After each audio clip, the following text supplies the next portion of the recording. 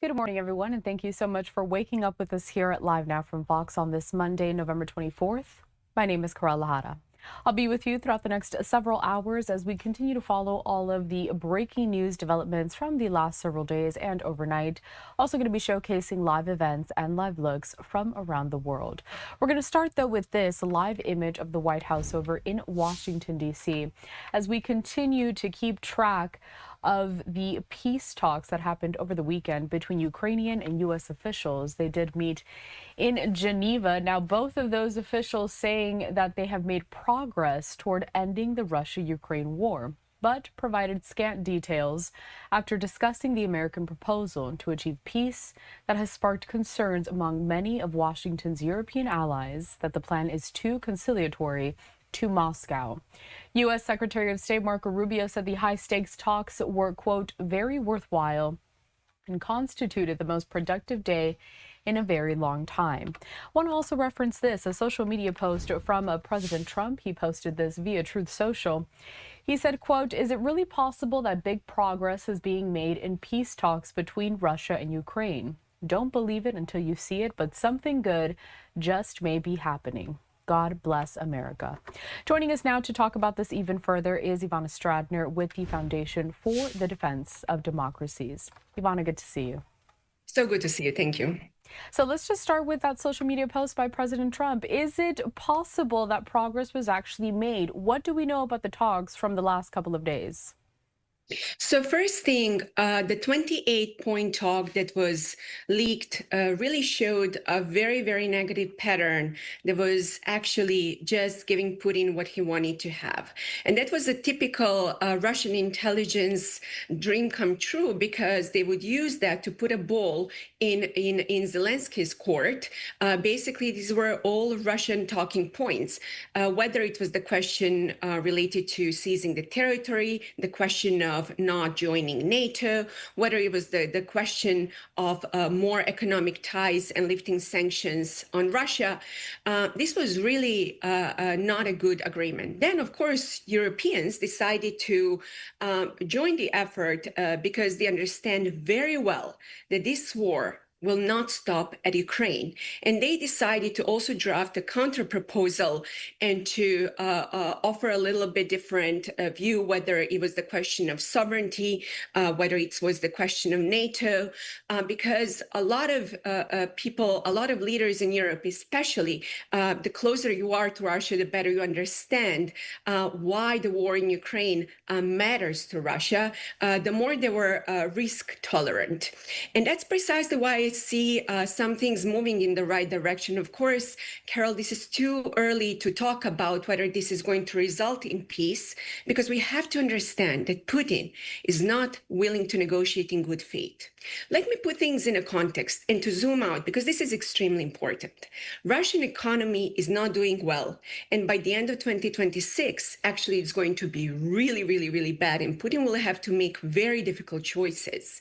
So that's precisely why it's extremely important to know that Putin needs to pause, and Putin needs so-called ceasefire more than the West. What he wants right now is to use that as a moment to pause, to replenish his military and to continue.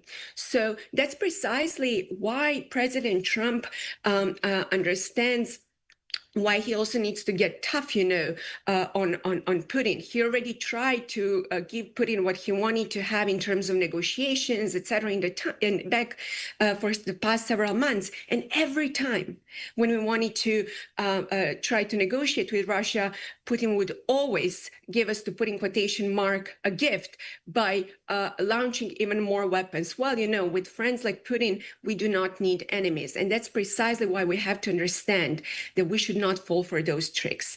I'm afraid that Mr. Witkov does not also understand one thing, which is that the whole concept about bringing Russia back to the Western economy is short-sighted. This is a typical Russian intelligence game, because they understand that we in the United States, we love to talk business. We love to talk about win-win strategy. And they understand that by bringing all those business narratives are going to resonate with the White House. That's a typical game, and we should absolutely not fall for this. You mentioned something really important within that first answer, which is the initial draft of that 28-point peace plan. There was a lot of pushback, including from European allies, but also Congress members here in the U.S. Now, the White House has said that changes were made to the proposal and they provide a, quote, credible and enforceable mechanisms to safeguard Ukraine's security in both the near and long term. What could those mechanisms possibly consist of? Number one thing, we really have to think about security guarantees. And not some wishful thinking guarantees, like a feasible guarantees, because even if there are security guarantees, Putin is going to challenge us, and we have to bear that in mind and to follow through our threat. Number two, we should absolutely not leave sanctions on the day one. This has to be slow, like trust but verify, typical Ronald Reagan approach. Russia is the one who should prove that they are a willing partner to stop the war. Number three, and I think this is also extremely important to put in the context, with the latest drone incursions in Poland, with numerous sabotage activities across the West, including cutting sea cables in the Baltic Sea, we have to understand that Putin is waging another type of war, hybrid war, and NATO has to put its act together and to completely restructure its hybrid war response. Number four, we are still not out of the woods yet when it comes to Moldova, when it comes to Poland, when it comes to the Baltic states. So that's also something that Putin has to be cornered and to be told that if he put an inch in one of those countries, that we are going to be willing and able to respond. Number five, I think this is also very important to note. We are talking constantly about ceding the territory. And that's exactly one of the key Russian talking points.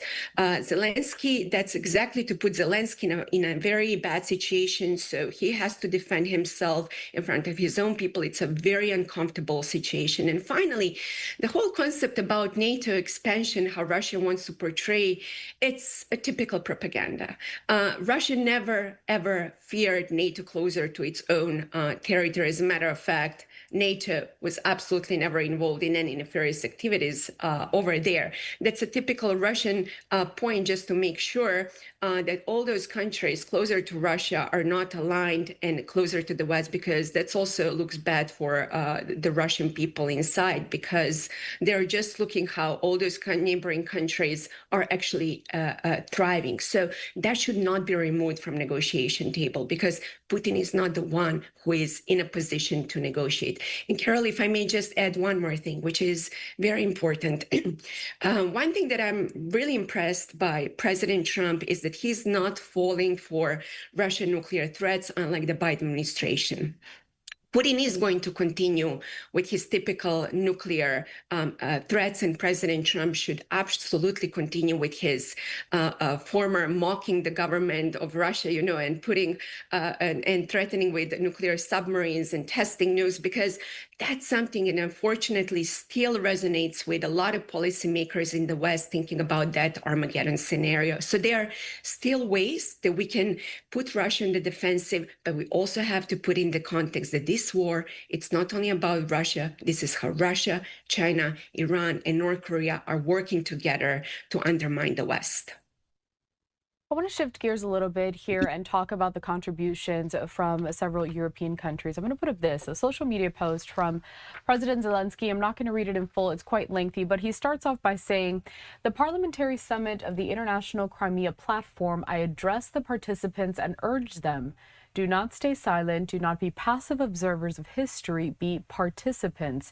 It is important to support Ukraine now, and I thank you for that support." Going off of that, President Trump also the weekend posting to social media is saying that European countries continue to buy oil from Russia. So what European countries are still buying this oil, and more importantly, what are they trying to do to make themselves energy independent so as to not fuel this war even further? So let's go back first to the first social media post, which is erasing the history. One thing that Russia's ultimate goal is to subjugate Ukraine and to truly erase its history. But also, we should not allow that to happen because that's a long-term strategy that Russia has. And now I want to shift to what you just mentioned about the European approach. Since 2022, the European countries, well, it depends which countries, but in particular, France and Germany have been more or less, reluctant to step up. Now the situation is a little bit different, but President Trump is absolutely right. It's still numerous European countries are actually buying Russian oil, and they have not imposed enough sanctions. And we still have to make sure that our European allies deliver the weapons that Ukraine needs to put Russia on the defensive. So as some European leaders are blaming fully, the United States for not stepping up and helping enough, we also have to, if we are working together as allies, Europe also has to put its act together and to suffer some costs, especially when it comes to buying Russian weapons. So President Trump is absolutely right about that. And I also just wanted to put up another social media post from President Trump. He says the war between Russia and Ukraine is a violent and terrible one that with strong and proper U.S. and Ukrainian leadership would have never happened. It began long before I took office for a second term. But again, this kind of continues to reference really European countries and what they need to do, because he goes on to say that Ukraine leadership has expressed zero gratitude for our efforts, and Europe continues to buy oil from Russia. The USA continues to sell massive amounts of weapons to NATO for distribution. It does get cut off there. Ivana, I do just have one more final question for you. President Trump has set a Thursday deadline for Ukraine to respond to this peace plan proposal. He's also said that it could be extended if need be. How optimistic are we that we could have a finalized deal by Thursday? I don't know if this is going to happen or not by Thursday, because there is still, I'm sure, a lot of points that has to be negotiated. This is a very serious thing, and we should not put pressure right now on Zelenskyy to sign something that is disadvantageous not only to Ukraine, but more importantly to the transatlantic unity, because a lot of those points that were listed in the first 28 points plan were not only dangerous for Ukraine, but more importantly, they were very, very, very precarious for Europe, but also for the United States. All right, Ivana Stradner with the Foundation for the Defense of Democracies. We always appreciate your time here at LiveNOW from Fox. This is truly a developing story. A lot of developments, though, within the past couple of days, so we'll see what happens throughout this week. Ivana, thank you. Always a pleasure. Thank you. Of course. We are going to step away for a quick commercial break. Before I do so, though, putting up a social media post from Ukrainian President Volodymyr Zelenskyy. He says, quote, "Everyone is offering support, giving advice, providing information, and I am grateful to each and every person who is giving this help to us, to Ukraine. It is important to ensure that the steps to end the war are effective and that everything is doable. Ukraine has never wanted war, and we will never be an obstacle to peace. Diplomacy has been reinvigorated, and this is good. We expect the outcome to deliver the right steps, and the first priority is a reliable peace, guaranteed security, respect for our people, and respect for everyone who gave their lives defending Ukraine from Russian aggression. Millions of Ukrainians clearly support our state's position. It is palpable. There is firm support for our independence and Ukrainian sovereignty. People must benefit from all political decisions." We'll be right back.